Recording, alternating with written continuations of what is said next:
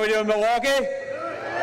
There we go. So, we had an event earlier today. Please take a seat, take a seat. We had an event earlier today at the Pfister Hotel in downtown Milwaukee. Beautiful place. But I gotta be honest, I had a little bit of PTSD because the last time that I was in that hotel was the 2024 RNC convention.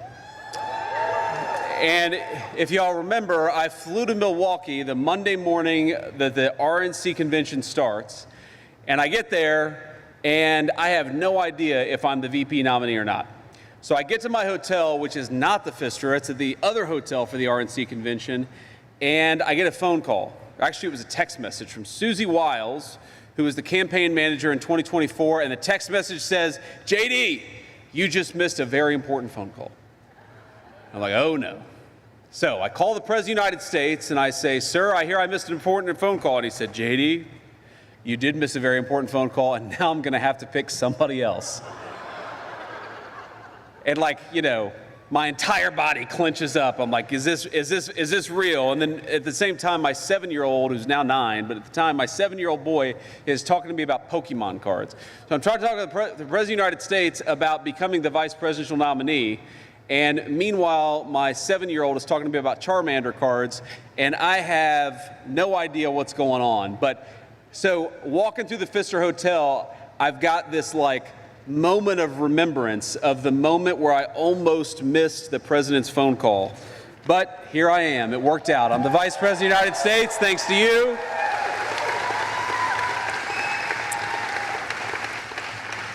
So we're here to talk about fraud. We're here to talk about protecting your taxpayer money, and most importantly, we're here to talk about protecting the programs that exist that are funded by the generosity of the people in this room and that ought go to the people they're meant for and not to make fraudsters rich. It's a very, very simple principle.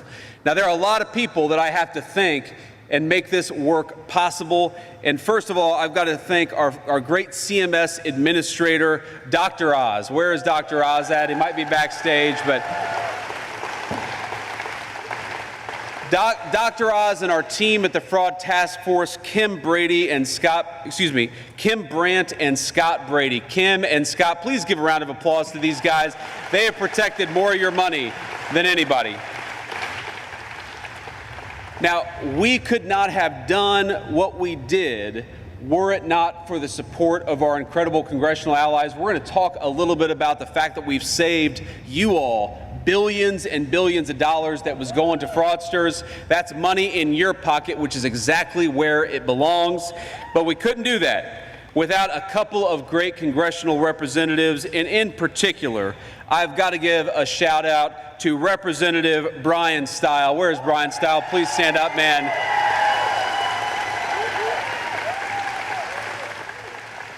He has been a phenomenal champion for the state of Wisconsin. He has taken the fraud issue more seriously than anybody. So Brian, thank you so much for what you're doing. I've also got to give a shout out to our great Representative Derek Van Orden. Derek, please stand up. Thank you for everything that you're doing.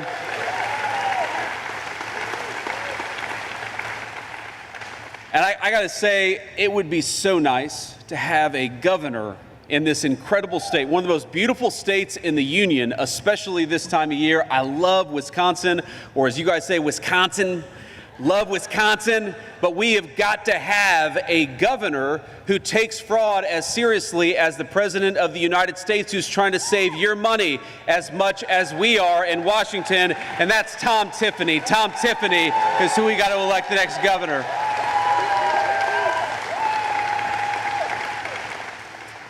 And I also want to give a shout out to Representative Glenn Grothman. Where is Glenn at? Glenn, thank you for everything that you're doing. God bless you. And then Representative Tony Weed. Where is Tony at? Tony, thank you so much, man. So proud of you. And of course, he's a little far away from home, but our representative, or not yet a representative, runner up for North. Look, this, stand up. Good-looking guy, young guy, is going to make the next great congressman.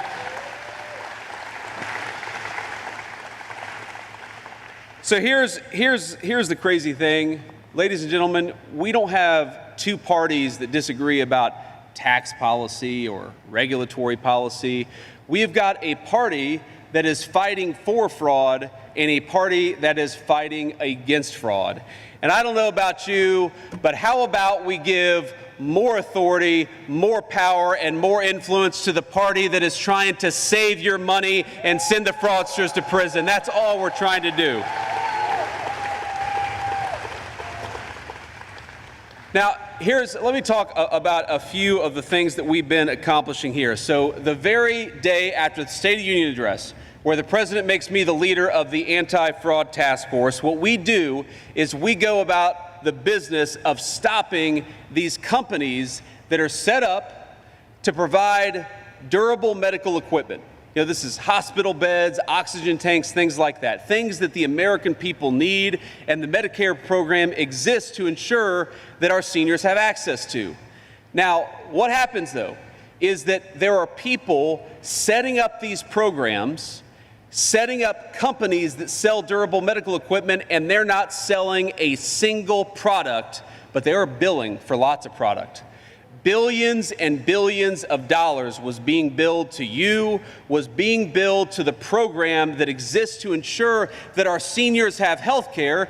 And you know what that means. Number one, the fraudsters were getting rich, but number two, our seniors who desperately needed those resources, who needed the hospital beds and the oxygen tanks, they weren't getting them because the fraudsters were getting rich off the generosity of the American taxpayer. So you know what we did? We came in and we said, we are not sanctioning a single one of these companies to defraud the American people. If you say that you're going to provide medical equipment to our seniors, we're going to confirm that you're actually delivering product before we pay a single one of those bills, and we save billions of dollars. And you know what happened is we had great support from Brian Stile and Derek Van Orden and all of the other great congressional representatives to keep that money out of the hands of fraudsters to ensure that it went to the seniors who needed it. And you know what happened? Not a single congressional Democrat stood up and said, we are going to fight back against fraud. And that's the problem with modern congressional Democrats. You know, I was raised by blue-collar Democrats. They were Christian, patriotic people, union steel workers who loved the United States of America. But my mama and papa, the people who raised me, they supported Democrats because they felt like the Democrats of 20, 30, 40 years ago had better policy. Now, you may agree or disagree with that, but today, this is not about better or worse policy. This is about who is supporting the fraudsters and who's supporting you. And I know, beyond a shadow of a doubt, that if Mama and Papa were alive today, they would not recognize the modern Democratic Party in 2026.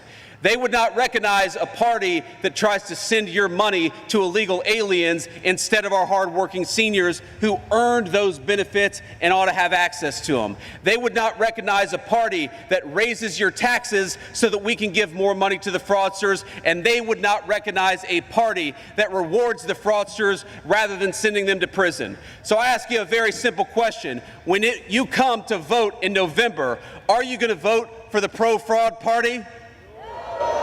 Are you going to vote for the party who is sending your tax money to the fraudsters? No, we're going to support the party that is sending the fraudsters to jail and is protecting your money. We're going to vote for Derek Van Orden and for Brian Stile.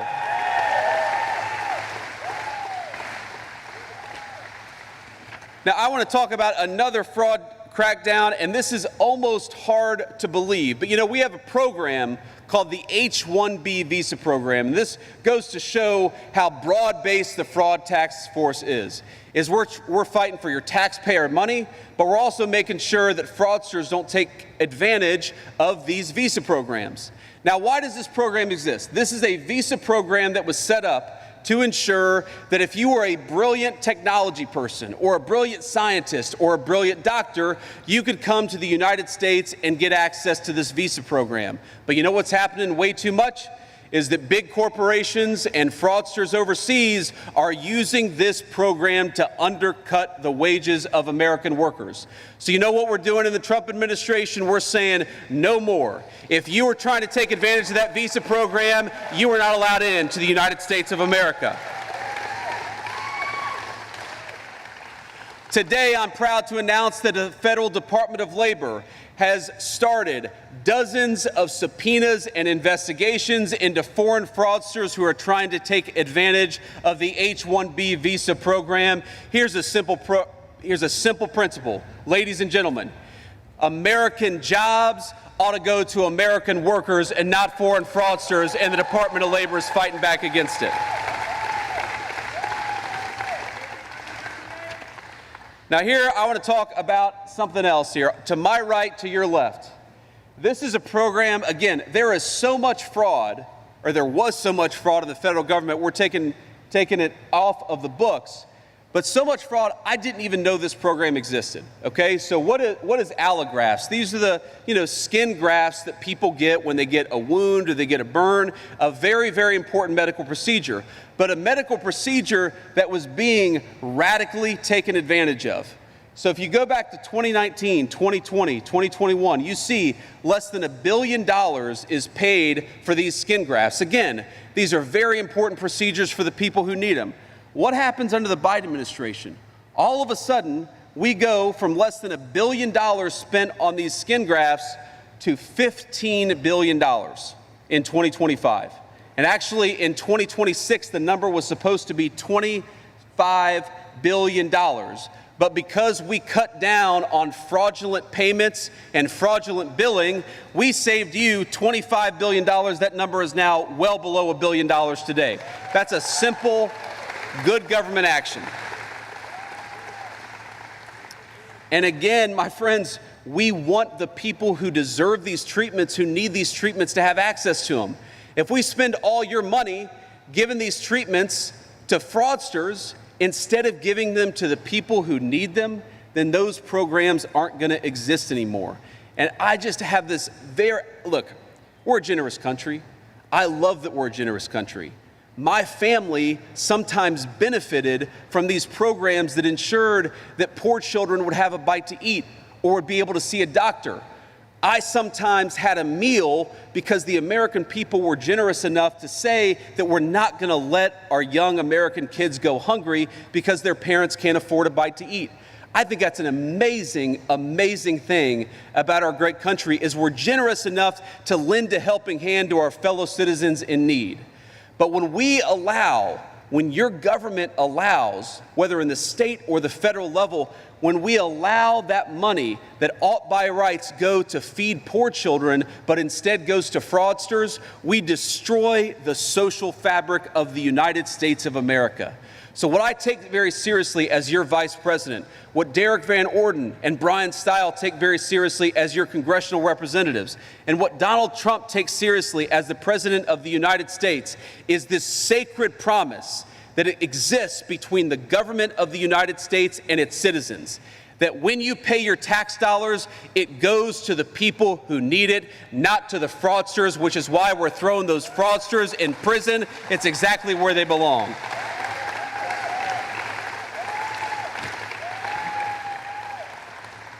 Let me talk about another program. So we have, again, these things that I didn't even know existed until I got into politics. We have a program, an amazing program, to help young mothers. And I care about this very personally. Usha is currently pregnant with baby number 4. She is 37 weeks pregnant, and I appreciate your prayers. I love you, honey, if you're watching at home.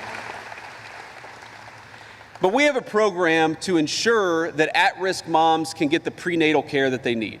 Now, you may not know this, but one of the leading causes of infant mortality in the world is actually not what happens when the baby is born. It's what happens before the baby is born. When the mom can't get the medical treatment she needs, when the mom can't get access to the resources that she needs. Okay, we try to solve that problem. And again, we are able to do so in part because of the generosity of the American taxpayer.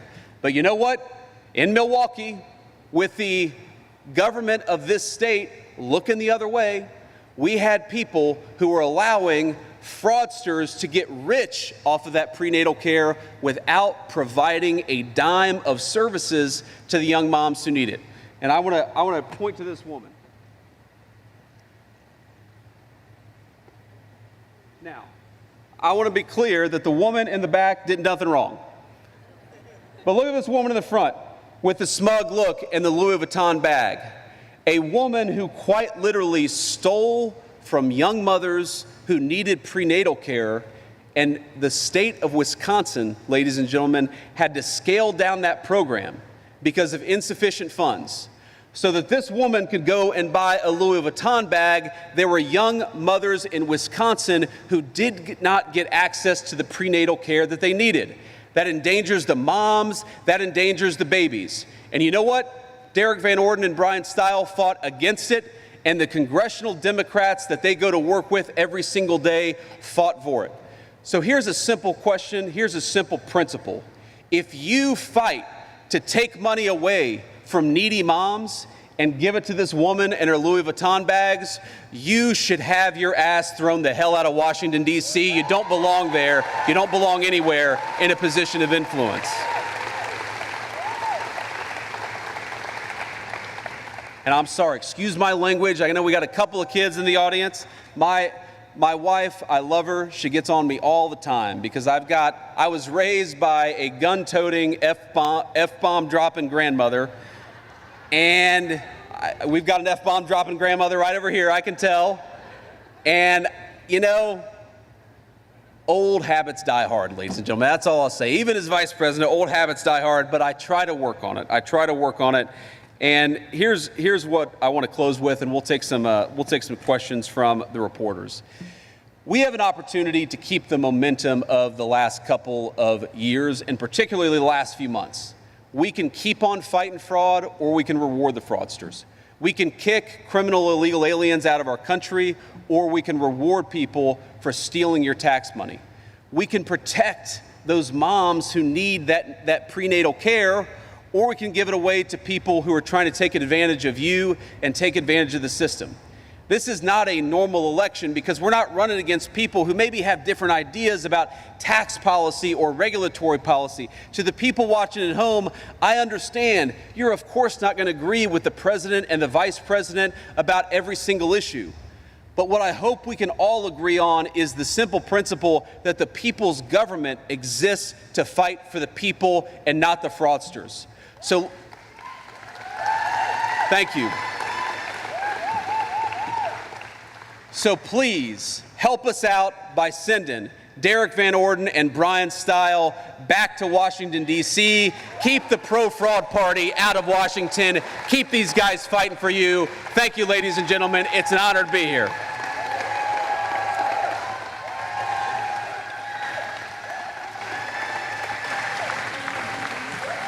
Now,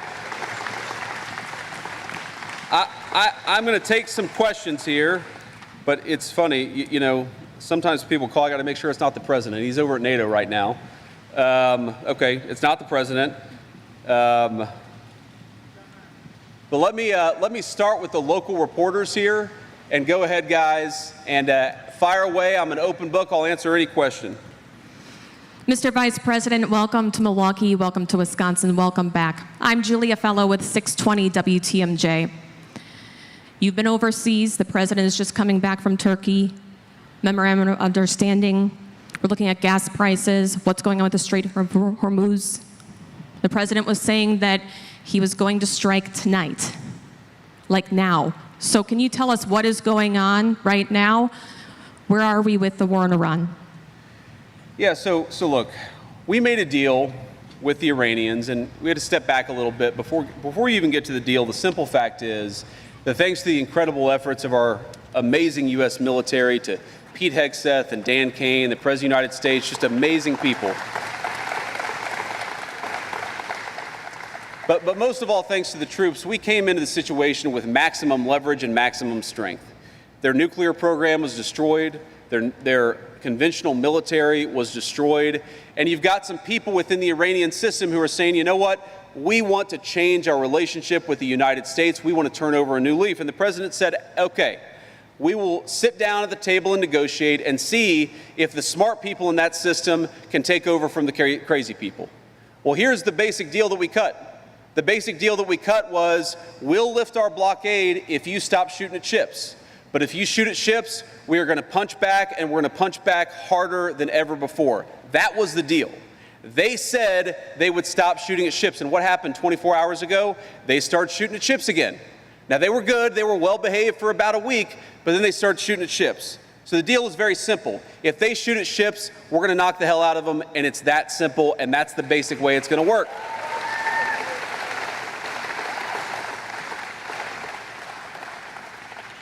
Now, the president maintains a lot of options. I'm obviously not going to tell you exactly what's going to happen tonight, but the president has said to them very simply, the Strait of Hormuz is going to be open. That means oil and gas is going to flow to the American people. That's why we see gas prices starting to come down. That's why we see the oil prices so low, is because the president said that crucial artery through which we ship a lot of the world's energy, that artery has got to remain open.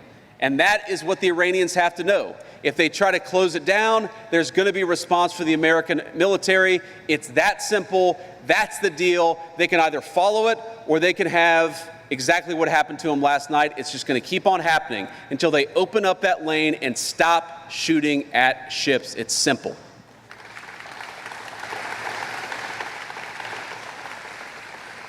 Next. Thank you, Mr. Vice President. Matt Smith from WISN TV in Milwaukee. The president has talked about election fraud as well a lot. Just yesterday, Milwaukee's mayor sent your office a letter saying he would love to meet with you and some election officials here in the city after agents started asking questions and interviewing people about 2020 again. So I'm curious, what can you tell us about the FBI investigation here in Milwaukee into 2020, and why are they re-looking at that election here in the city? Well, first of all, if I did get the letter from the mayor of Milwaukee, and he wants to meet, and he's welcome to come to Washington, D.C. I'll sit down and meet with him. We don't have time to meet with him today because we got to get back to Washington, but I'm happy to meet with him. I will say it was a little bit of he doth protest too much, because I came here to talk about financial fraud. I came here to talk about the fraud against our prenatal program for our young moms. And some guy sends me a letter, the mayor of Milwaukee, and says, we don't do any election fraud, we don't do any election fraud, we don't do any election fraud. And my response to that is, you know what, it kind of reminds me of like a couple weeks ago, I get home to the Naval Observatory, the nicest public housing anywhere in the United States of America, and my 6-year-old greets me, and I love my little boy, but he's a little mischievous, and he gives me a big hug. He says, Daddy, I'm glad you're home. I didn't steal any of the cookies. I said, that's interesting that you volunteered that when I wasn't even talking about that. Well, of course, he stole the cookies. So when I hear a guy protesting out of nowhere, I did not do any election fraud, I did not do any election fraud, it makes me wonder, why is that guy protesting so aggressively? It's a little odd.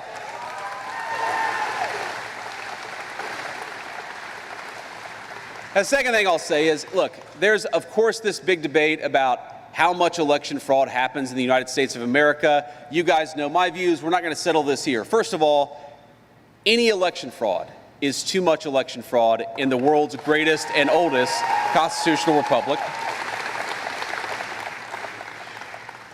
And number two, if Democrats want us to stop talking about election fraud, I make them a simple deal. Pass the Save America Act and get voter ID, and we'll stop talking about election fraud.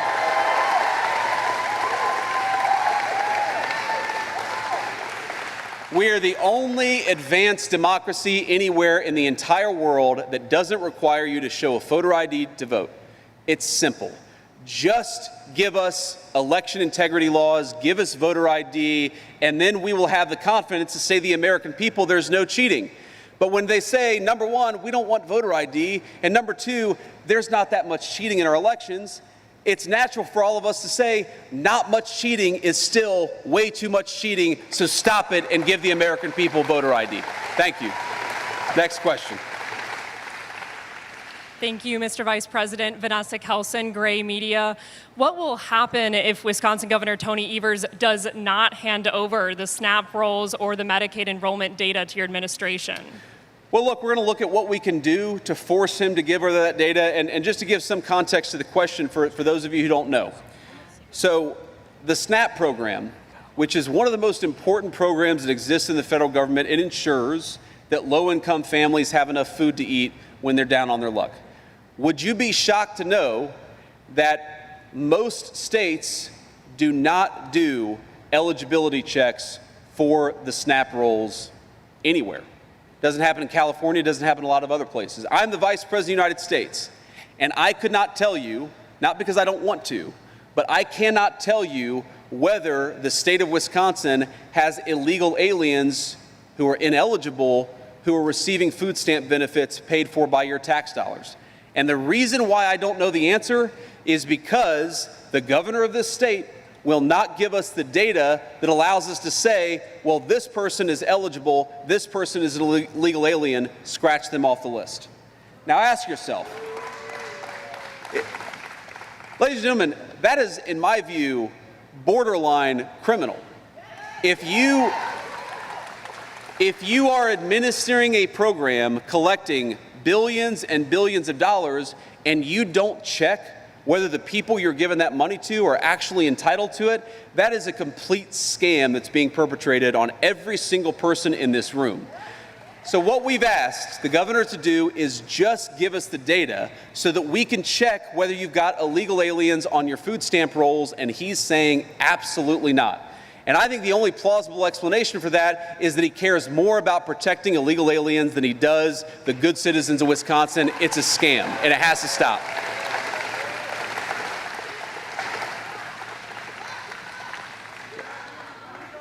Let's do a couple more questions. Go ahead. Hi, Mr. Vice President. Ellie Liberté, Channel 3 out of Madison.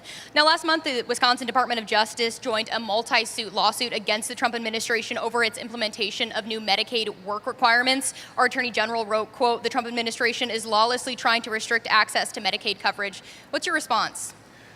Well, my response is, again, we have what you might call a social contract in the United States of America. It exists between all of us fellow citizens, between those citizens and their government. And the basic idea is when I hand over $1 to the federal government, I expect my government officials to spend it wisely, to make sure it's not going to fraud. And if you have somebody who's receiving those benefits, to make sure that they're at least looking for a job before they get a lot of free money from the federal government. So when I hear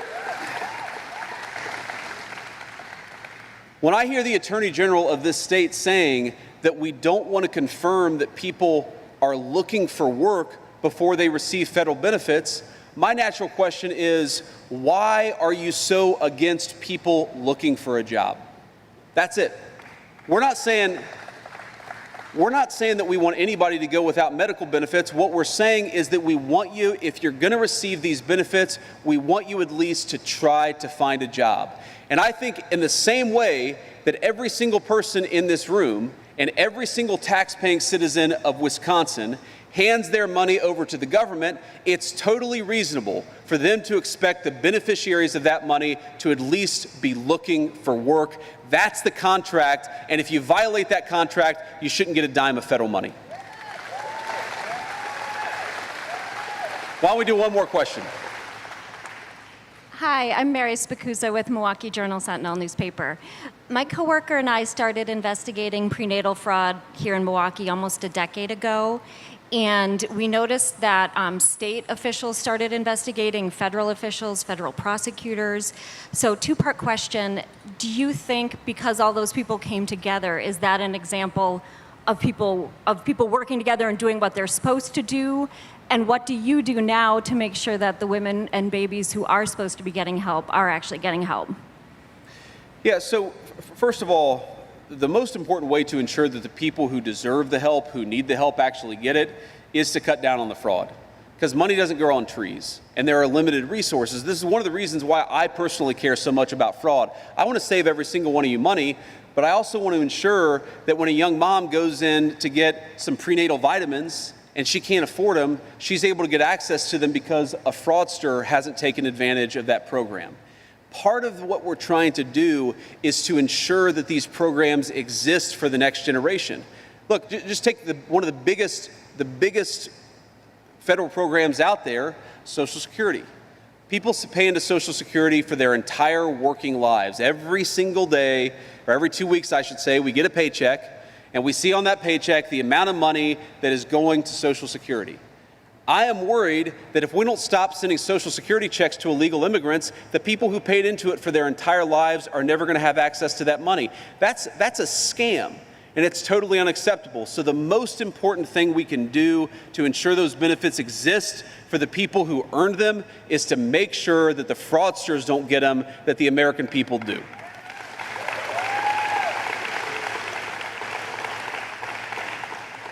But you also asked about this mail fraud investigation, and absolutely, the answer to your question is yes. I think that's a great example of the federal government and the state government working together to cut down on fraud, and we want to see that model replayed and replicated on a number of programs.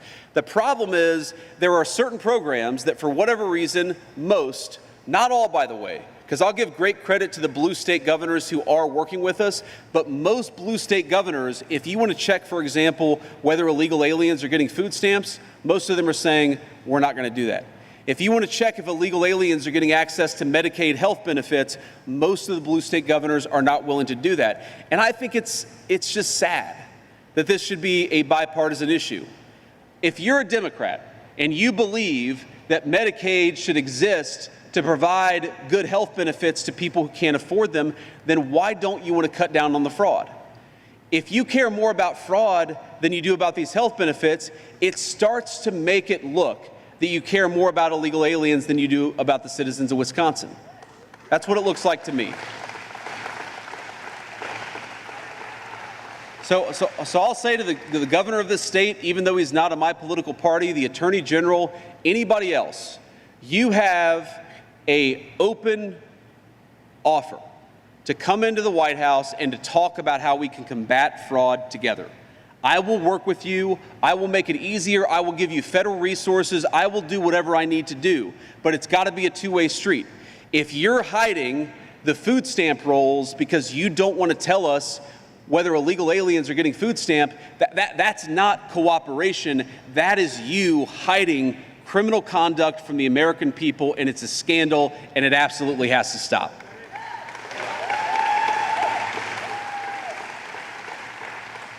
So let me just close here with an observation, and that's that, we're getting into election season, and you all obviously care a lot about politics, and sometimes in election season it starts to feel a little bit like red team and blue team. People look at the fundraising numbers, they read the media stories, they read the scandals, particularly in Maine, if you're into political scandals. Might I recommend a Google search on Graham Plattner? But we ought to remember that this is not red team versus blue team. This is about whether the American people get wise and honest political leadership or whether they are represented by a bunch of crazy people in their Congress. Every 2 years, the American people get to vote on who represents them in the United States Congress and the United States Senate. Every 2 years, we come together as a country and make this determination together. My pitch to the voters out there, especially the voters who haven't made up their minds, on Derek Van Orden, on Brian Stile, on all of our great congressional representatives, it's not that you're going to agree with us every single time. Because nobody, even a committed Republican, is not going to agree with me on every single issue. It's not that we're always going to see eye to eye. What I will tell you is that what separates Derek Van Orden, Brian Stile, and all these great congressional representatives from their Democrat counterparts is that right now, the Democrats don't even pretend to be fighting for you.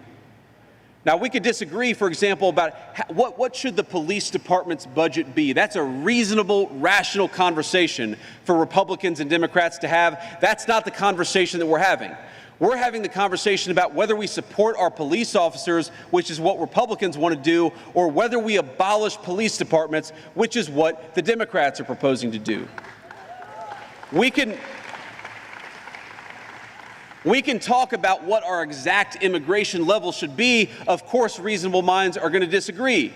But that's not the debate that we're having. The Democrats that are running today are running on abolishing ICE and opening up the American southern border. We can disagree. We can disagree about tax policy and what the optimal tax rate should be. That's not what they're doing. The Democrats are running on confiscating your money and giving it to fraudsters and illegal aliens. They openly brag about fighting not for you, but fighting for some of the worst human beings that exist anywhere in the world. This is not a normal election. And so my request to you is not that you say that the vice president is right about every issue. My request to you is that you send people to Washington who are of good character and recognize that you are their boss. Not the fraudsters, not the illegal aliens, and not the bosses of the 21st century Democratic Party. There are a lot of Democrats out there, a lot of independents, and of course a lot of Republicans who look to Washington and don't recognize the congressional leadership of the Democratic Party in 2026. Well, I'd say to you, if you don't recognize that congressional leadership, you can join this movement. If you want an American political party that fights for the police instead of against them, vote for Derek Van Orden and Brian Stile.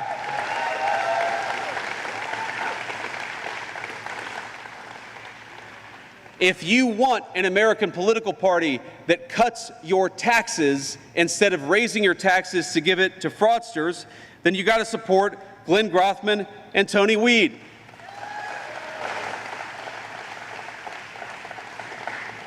If you want somebody who ensures that whether you're rich or poor or black or white, public safety should be the God-given right of every single American, that you ought to be able to walk down the street without the fear of being mugged, that you ought to be able to take your family to a nice dinner downtown without having your car jacked. If you believe in basic public safety for all of us, rich or poor, then send Michael Alfonso to Congress. Don't send the crazy person running against him.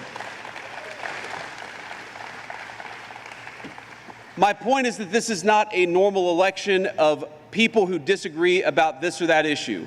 By and large, there are exceptions, of course, but by and large, the Democrats have thrown their lot in with the people who want to abolish the police, who want to open the border and want to give your money to fraudsters instead of moms who need it. Ladies and gentlemen, I have a simple request. When you go to the ballot in November, when you cast your vote, send us people to Washington, D.C. who fight for you and send the crazy people back home where they belong. God bless you, and thank you.